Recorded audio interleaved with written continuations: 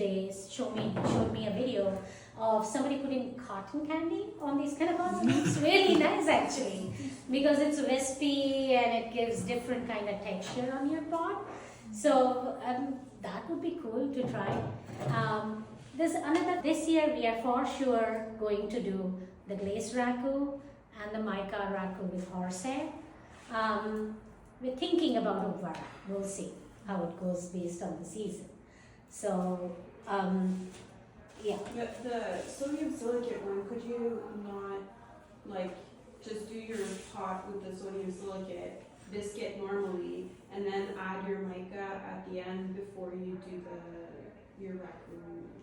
I haven't experimented. That's a good question. I haven't experimented with that. The problem with that is, mica when you put on the top, do you see there is no mica in the crevices and there's mica on the top? So if you're putting the mica later, it will probably get everywhere. And then, in spite of that, you will have to still put the pot in the bucket or some kind of combustibles, and then you cannot control the temperature much. So as long as the temperature stays below 1400, your mica will stay. If it goes beyond, it may not stay. You can still make sodium silicate pots like these. And see, this is pretty much a black and white pot. And I like how it looks. So you can always do parts of it. You can put some slip with sodium silicate, make a pot like this. And then just put it in a raku bucket to get all these black spots. You may not have color, but you can definitely get a black and white pot, and that will still look nice. They may not know what to do with sodium silicate. Thank you. So, sodium silicate is a substance that dries the pot fast. So imagine you are throwing a pot. You are done throwing clay. You can still bulge it out or make it fatter on the outside, like a bulgier. You put sodium silicate and dry it out. Or you can put a torch or a hair dryer and dry the outside pot. You paint it on, then dry it out, Yeah. and then push it out. So once it's dry, yeah. So outside pot is dry and inside pot is still wet. So when you push it out, the outside pot crackles like this. So based on how thick you put it, how it's dry, whether you only use sodium silicate or just starch, this texture will change. Like you will get bigger or thinner or straighter. You can look up on YouTube, there are lots of ways you can use sodium silicate to get different textures. So, yeah. Next up, uses. So one thing very, very important to remember about raku pottery is you cannot eat in it. Even if you make a bowl or a plate, because the raku temperatures are low and it is so fast, there's something called vitrification process. When the clay goes to the second firing, the clay particles merge together so tight at certain temperatures that water doesn't leak through. And the glaze has many times silica in it, so it protects the layer and nothing seeps through. Since nothing seeps through, no bacteria growth is there, so it's safe for us to eat. This particular pottery is not. So even if you make plates or bowls, you will most probably just use it for decoration. In ancient Japanese technique, they did use it for tea a lot, but they recycled it fast. They didn't use it for years, and since it was only tea, essentially water, it was not as harmful. But I would not suggest using any kind of food or anything on these particular pots. Now sealing the pots. Different people use different techniques to seal the raku pots. If you see those two mica pots, one of them with more shine is sealed, the other one is not sealed. So once the mica pot comes out, cools down, generally I suggest wiping it with a damp sponge. Because of the combustibles, there's some kind of debris on the pot always. Even the glaze pots, I personally wipe them with a damp sponge. Once that is done, you let it dry for a day, and then you put some kind of sealant on. Now we have different types of glazes. Some of the glazes don't need sealants. Some of the glazes do. Mica, Ubara, these kind of saggar, they definitely use. Now what are the sealants? Sealants is basically a protective layer on top of the vase. So the colors stay for longer time. When you touch it, you don't get fingerprints or things like that. It's easier to wipe, it gets dirty. There are acrylic sealers. The basic Krylon or Rust-Oleum clear sealer is my preference most of the times. I use the satin one. I don't use gloss very often, and I feel matte doesn't look that good. But I've also used different types of floor polishes or waxes, and it's based on what kind of raku you do and what kind of shine you like. You can use a different substance. So that's called sealing. Now these particular pots, like this rainbow matte or copper matte raku, you have to remember to keep them, that's a copper. Remember to keep them out of sunlight. If you don't, they will fade over time. So this pot is my old pot. This is a newer one, a couple of years ago. So you can see a little bit of a difference in fading. I've left this out for a very long time. So yeah, make sure to do that. Now the next and most important thing is safety. We are playing with open fire, so very, very important to be safe. Try and wear cotton clothes. Try and always cover your arms, like longer sleeves t-shirts. I say that, but I personally somehow don't do it. I'm sorry. I wear gloves. I wear really long gloves. I bought myself, that is my one splurge. I bought myself welding gloves. So they come up until here, and I always wear short sleeves, and that works out for me. But always they recommend to cover yourself, so if there is something that flies off, a paper flies off or something, you don't burn yourself. I always wear closed-toe shoes, something with a grip, so when you're walking around or something, there are no accidents.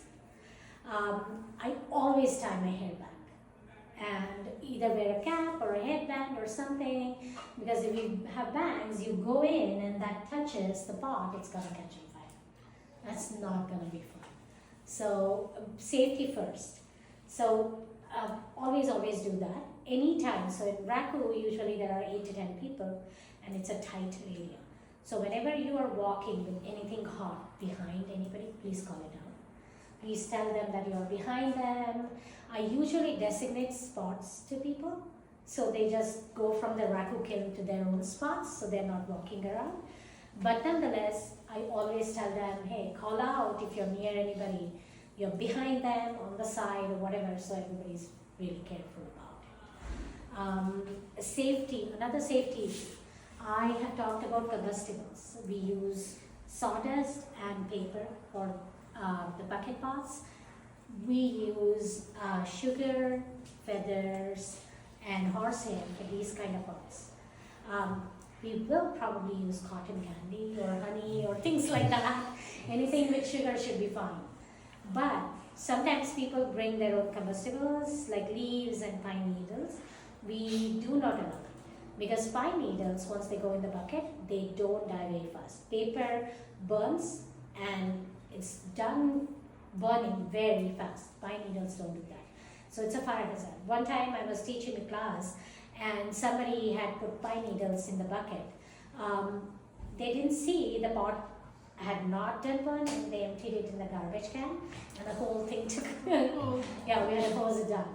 So we have to be very, very careful about what we allow in those buckets or not. So be safe.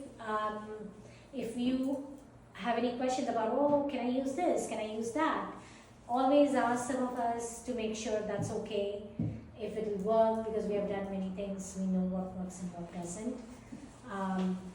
And that's about it. That's our Raku here. You want to talk about your workshops you've got coming up? Yes, I have a couple of workshops coming up.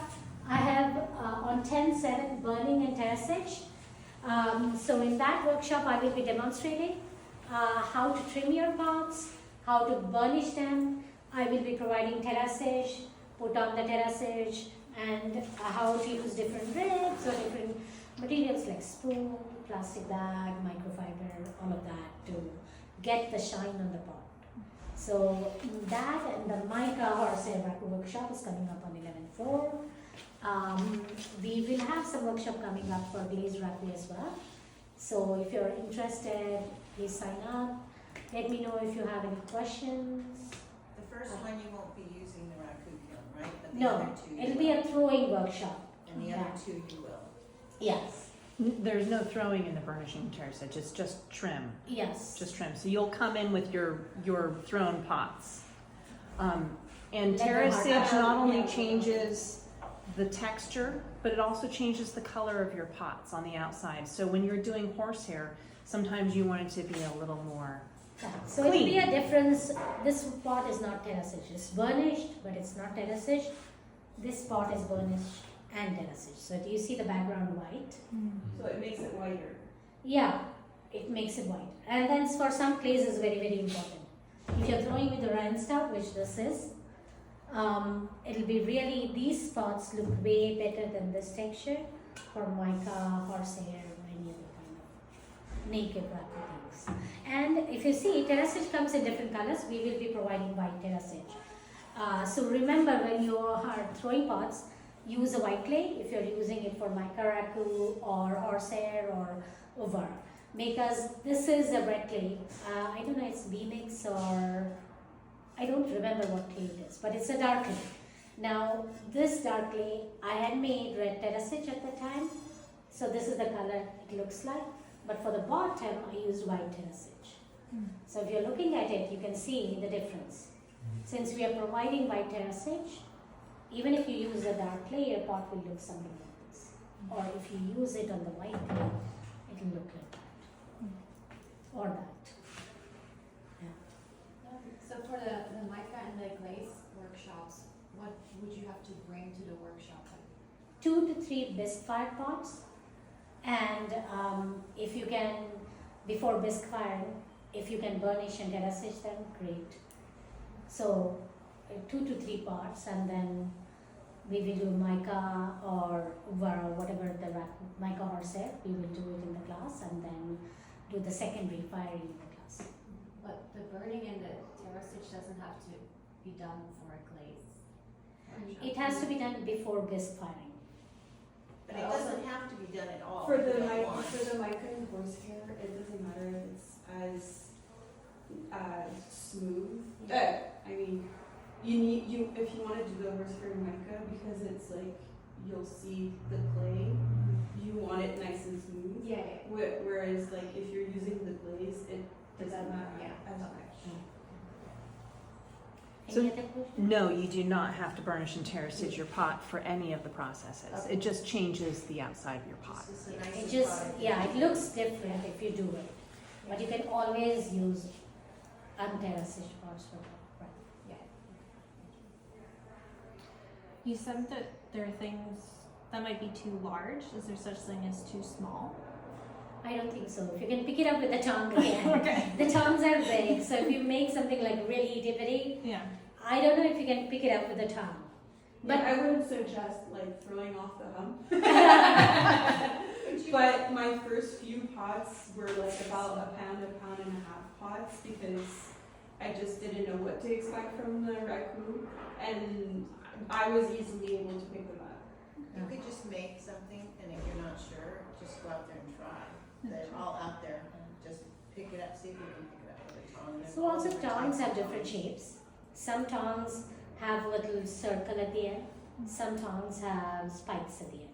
So if you have a small pot, you can always use the spiky tongue and pick it up and take it wherever you want. So whenever I'm teaching Raku, I always have my class practice with their bisque fired pots before they put anything on the outside.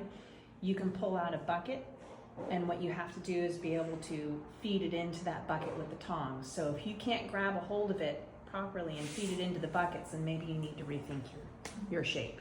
I do the But- same for my Raku class too. When the oven is cold, I make them wear gloves. Whoever comes make them wear gloves and try the pots before the oven goes on. So you know what you're doing and you get little practice before. Well, it's hard to practice day of the workshop. That's if true. you're doing a glaze on your pots, because you need to glaze your pots. If you're doing a glaze, like the rainbow Right, mat I see. there, that needs to be on your pot a day or two before you put your stuff into the kiln. So there's no practicing day of, so you got to practice before you put that glaze on, otherwise you're scratching it off.